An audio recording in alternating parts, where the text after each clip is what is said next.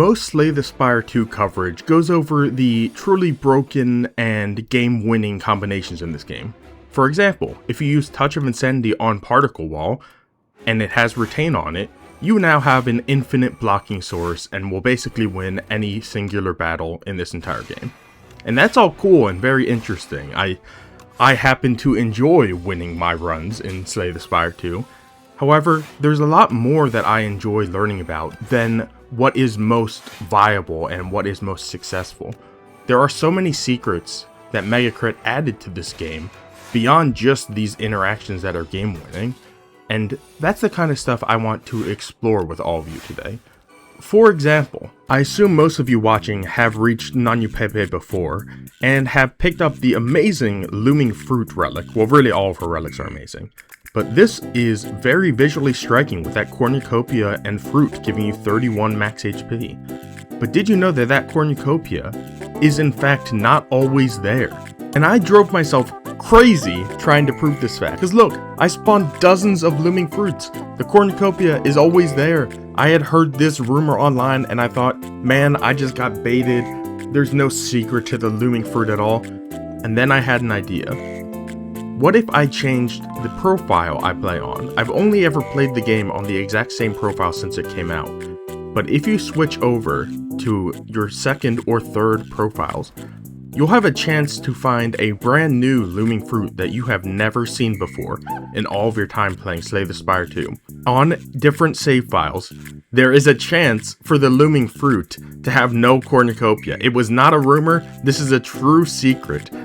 Every profile in this game has a unique ID that determines whether your Looming Fruit has the Cornucopia or not, in reference to the famous Fruit of the Loom logo, which people have Mandela effect forward and backwards dozens of times to see whether or not it has the Cornucopia. So, ᵢᵒᵇ, they're a bunch of jokesters, you know, with this secret. And I loved finding this out when I tested this. And for the remaining 9 secrets I have for you all today, my dear viewers, if you know all of them, you can feel free to leave a dislike on the video. But if I manage to catch you with any secrets you've never heard before about this video game, then you have to leave a like. Now, let's move forward, and I hope you enjoy. I opened this video by pointing out I don't want to just go over the viable and really strong combinations and interactions in this game. I want to go over unviable stuff that's crazy. The Dragon Fruit is a great relic on its own, and I feel like people usually use it with stuff like the purple eggplant and other sources of quick easy gold. But what about the lucky fish and the ability to clone using Pael's growth? Well, I wanted to find out if every instance of cloning counted as its own new maximum health, because all the gold you get when you clone comes at once. But it turns out that when you clone multiple cards, each new card is treated as another proc of Dragon Fruit, which is incredible and super funny for our purposes. So just in case the infinite gold from Clone and Lucky Fish wasn't enough for you, you can combine the Dragon Fruit and get infinite max HP with Clone as well. This Clone has absolutely no reason to exist in this game. I feel like it's absolutely the most unbalanced thing they've ever added, but that's what makes it funny.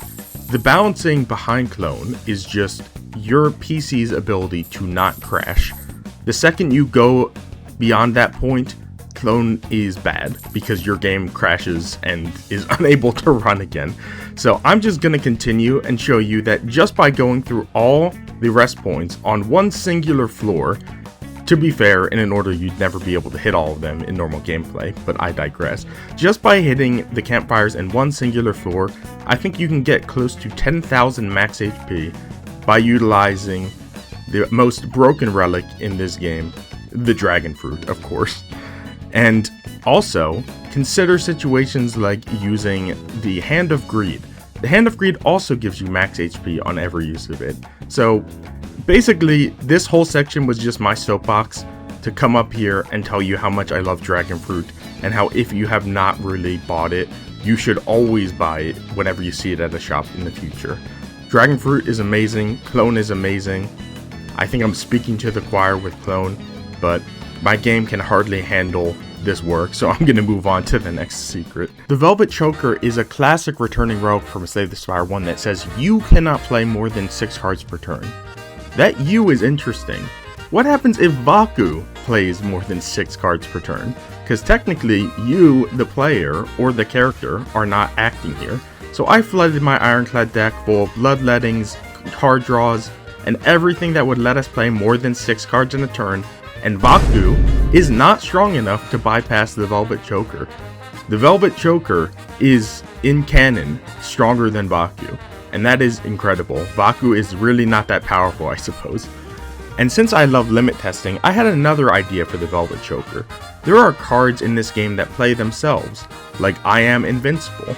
And if we set up tons of Big Bangs and Cosmic Indifferences with I Am Invincibles, we can play 6 cards and end the turn with I Am Invincible on the top of our deck. We could, if we could ever draw Cosmic Indifferences, but whatever, we'll do that next turn, I suppose. So, if ᵖᵒ can't bypass the Velvet Choker 6-card limit, can I Am Invincible bypass it? We are not playing this card. I Am Invincible is a card that plays itself if it's at the top of your draw pile when you end your turn. And it's also when you end your turn, so technically it could be happening after your turn is over, and that might bypass the Velvet Choker. That was my thought anyway, but it turns out it says I'm blocked by Velvet Choker. That is text that I have never seen in my gameplay before, but Velvet Choker is so powerful that even in situations where cards are forced to play themselves, they get physically blocked by this stupid choker, and you get text telling you so. So, there is no bypassing the 6-card limit once you get this thing from Darv. I'm sorry to say, all my dear viewers. But hey, at least it's something to remember in niche circumstances. Moving on from one ancient relic to another, we have Pael's Eye, which says the first time each combat you end your turn without playing cards, exhaust your hand and take an extra turn. And I had much of the similar mindset when it came to testing this relic out, because playing cards is such a subjective term. Bombardment plays itself if it's in your exhaust pile, and if you have, say, Mayhem, then by playing this power, it will play the top card of your draw pile at the start of your turn. So what happens if you try to proc Pael's Eye on a turn where all you've done is have Mayhem play a card, or all you've done is have Bombardment play a card? If it was Velvet Choker, it seems like that would be a hard limit, and it would never be able to bypass those. But Pael's Eye is a lot more forgiving and generous, because you see, I just played Prophesize using Mayhem, and Pael's Eye is still active. It is glowing, and when I end this turn here, I get to skip a turn having played Prophesize. So it is not true that Pael's Eye will only activate when 0 cards have been played. It is in fact true that Pael's Eye will still activate as long as you, the player, have not played those cards. So any automatic card playing builds thrive with Pael's Eye. But let's not jump the gun here, my dear viewers. All I've proven is that Mayhem allows you to still proc Pael's Eye. What about Bombardment? If we play Bombardment and then wait a turn and allow Bombardment to play itself, will we still be able to skip our whole turn and exhaust our hand? And why not throw Mayhem in there just to show the absolute limit of the potential of this relic? Well, Mayhem plays Venerate and Bombardment plays itself. And Pael's Eye is still glowing, everybody. It is still blinking. So when you're on the Regent, give Pael's Eye a closer look, because you can get multiple bombardments, have them play themselves for dozens and dozens of points of damage, and then you can skip your turn and do it all over again. Not to mention, if you're proccing Pael's Eye, it will exhaust your hand, so you could just exhaust bombardments that way without even needing to play them. Yeah, Pael's Eye, you are truly the giving and loving relic when compared to your harsh, tyrannical cousin of Velvet Choker. And I love you for that, and I hope all of you out there love Pael's Eye for it too. I've been talking too much about stuff that actually matters, mechanics, relics, all of that. Let's go over something entirely useless gameplay-wise. There are tons of relics in Slay the Spire 2, but all of them share this same text. Details for this relic will be revealed in the future. That is placeholder text, where lore will be in the future. There are so many lore inconsistencies and overlaps that ᵖᵒᵇ will have to think about when writing lore phrases for all of these relics, that it makes sense that they don't have them all figured out for early access. I say that, but they have one singular relic with lore attached to it that's already complete. Yeah, for some reason, out of every single relic in this game, only one of them has their details already figured out and written down in the game. And I'll give all you dear viewers a few seconds to think about which relic that might be. Although if you don't know it now, you probably won't get it.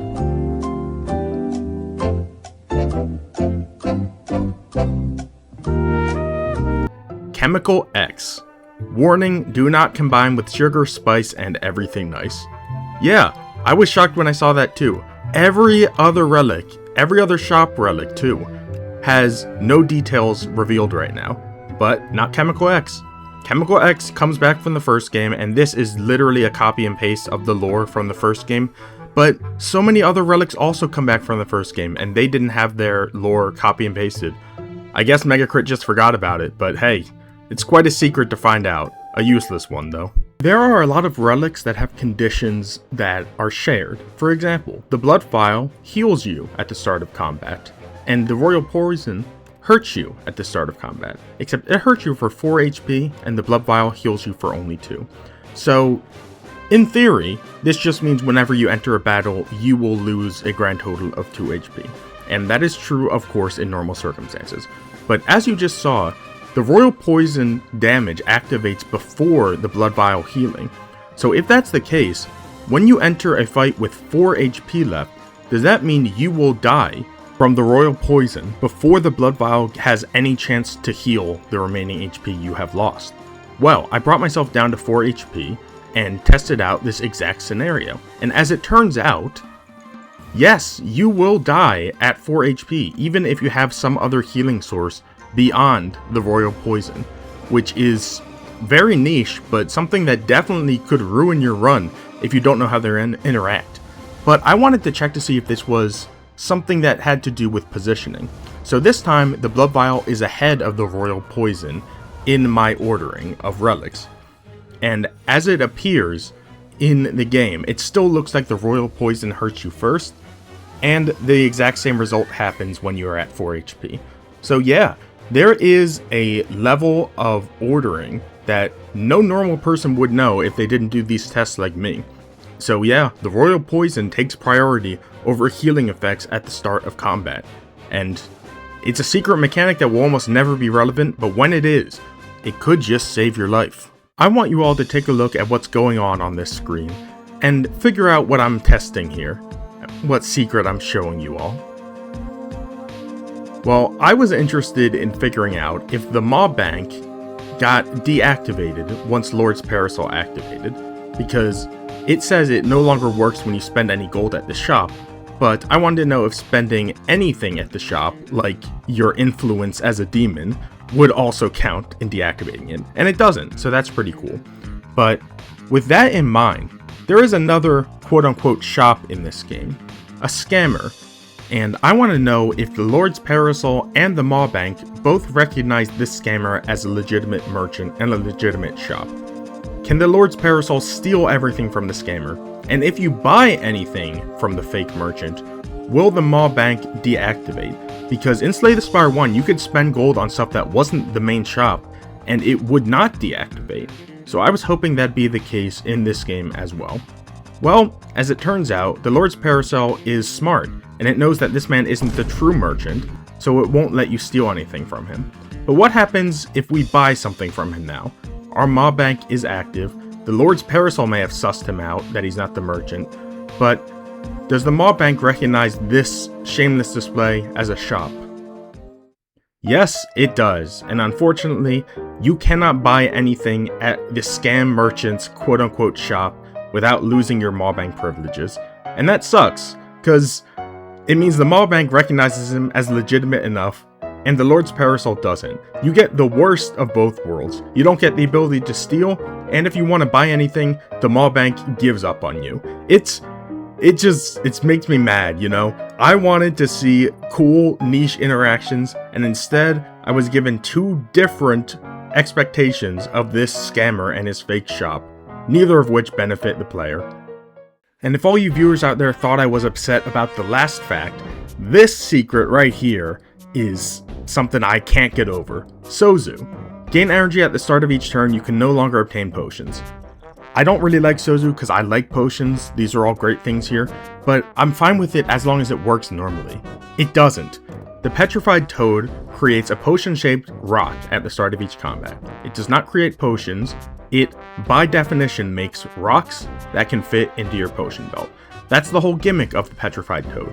It doesn't give you potions that you find anywhere else in the world, it gives you unique rocks that just so happen to fit into your potion belt. And yet, ᵖᵒ prevents you from getting any more potion-shaped rocks for the rest of the run. Why? This game, Slay the Spire 2, is 100% built around literal interpretations of all of the text. And this text says this is a potion-shaped rock. And ᵖᵒ's text says it doesn't allow you to have potions. Not rocks, potions. So let's take it one step further. Ranwid, he will accept in a normal trade a potion, gold, or a relic. Except he will also accept rocks. Potion-shaped rocks, specifically. And I wouldn't be as mad about this if not for the text that comes once you give Ranwid your potion-shaped rock. When you do so, he says exquisite, glup glup glup. He downs the potion-shaped rock in one go. How? What about that solid piece of rock lets you drink anything from it? There's no glup glup glup coming from that. Ranwid, if you would have just accepted some rocks for a free Ripple Basin or any other relic, I would just go to the side of you and pick up a rock. That's what I would do if I was the Ironclad in this situation, because apparently he has no qualities. Megacrit, please make the potion-shaped rock different from potions. And speaking of Ranwid, I have something else I want to go over in regards to him. I have a pretty cool build here, a lot of nice relics, a lot of HP relics, a lot of event relics. You know, Fresnel Lens is really nice, Arcane Scroll, one of my favorite starting items, Black Blood is really cool as well, and you know, the relics that I want to trade to Ranwid. And yet, when I come upon him, it says you don't have any relics that can be given. Yeah, for some reason, out of all the relics I have on the screen right now, all 10 of them, not a single one of them is acceptable to Ranwid. And I understand why some of the event relics maybe can't be traded, but why not things like the strawberry or the mango, or at least waffle? Why not the cauldron? In what world does it make sense that those aren't allowed to be traded? I thought maybe they don't trade items that just give you an effect immediately upon pickup, but it turns out that's not true either, because I came back with the Gnarled Hammer upon pickup item, and now I can trade that. That is the only tradable relic on this list of 11 relics. The mango says, upon pickup, raise your max HP. Gnarled Hammer, upon pickup, enchant 3 attacks. Maybe it's because it's a shop relic, but the cauldron's also a shop relic. So basically, I have no idea what disqualifies these relics. And also, Ranwid eats the Gnarled Hammer. This guy needs to learn what food is. That's what the problem is right here. But anyway, yeah. This is the fact, the secret, that I have no idea what makes a relic tradable. Maybe someone else does, but who knows. This final secret mechanic I want to explore with all of you today, my dear viewers, has everything to do with the Beating Remnant, self-damage, and the Ironclad. As you can see right here, this is peak Ironclad performance. Although, in reality, if I didn't have Beating Remnant, this would probably be an awful build, because you would do nothing but die. But as things stands, the Beating Remnant means you cannot lose more than 20 HP in a single turn. And I've never actually hit 20 HP of self-damage in one turn. So first of all, I'm going to see if Beating Remnant applies when enemies aren't attacking. Because all I've ever used it before is to stop enemies from dealing massive chunks of damage in one hit. But I also want to see if items like Self-Forming Clay and the card Tear Asunder, which proc when you lose HP, will continue to proc after you've already taken 20 HP of damage. Because theoretically, if the Beating Heart just makes you take ticks of 0 damage after the first 4 uses of Offering, then it could be possible that they could keep dealing on damage effects, even while you take no damage. So right now, we've hit the 20 HP, we have 5 hits on Tear Asunder, and we have 12 block. And unfortunately, every time we lose HP to self-damage after this point, we gain no more benefits from self-damaging effects. It's not unreasonable. I was kind of hoping for a bit of a cheesy strategy that isn't really intended by the way the game is written, but you never know. Sometimes these things do work like this. And the only other thing I wanted to prove, or I suppose just check out, is what happens if you lose all that 20 HP on your turn? Will the counter for the remnant be reset for the enemy's turn, or is it all considered the same turn? So now I can take no more damage by my own hand. But what about this Shrinking Beetle? Can he deal 13 damage to me after I've already dealt the 20 damage to myself? And the reason why this is really interesting is that if he can't deal any more damage to me, then getting Beating Remnant on Ironclad incentivizes you to pump up the self-damaging numbers, because then you never even have to block. You can just do all damage to yourself. I'm fucking invincible! And in fact, that is the case, yeah. If you deal 20 HP of damage to yourself on your turn, then on the enemy's turn, they have no ability to harm you. You are invincible by harming yourself severely in the first place. It's not a foolproof system, but it is pretty cool. I am sad that the Self-Forming Clay and Tear Asunder don't give you infinite scaling. I don't think it'd be that broken. It would just be very funny to see that. No one's getting this many offerings without clone. But anyway, I thought that it was a cool thing to learn about, and really, that's why I tried to make every secret in this video for you, my dear viewers, because I just find these facts interesting to share. There aren't necessarily the most meta, and of course I gotta take Blood Vial after that experience, but everything I do because I feel like I have some interesting information to share and to find out through my own research. I hope you all enjoyed watching this video. Did you know everything that I had to share with you today? If you did, I'm very impressed with you. If you did not, hey, maybe next time. Have a good day, everyone.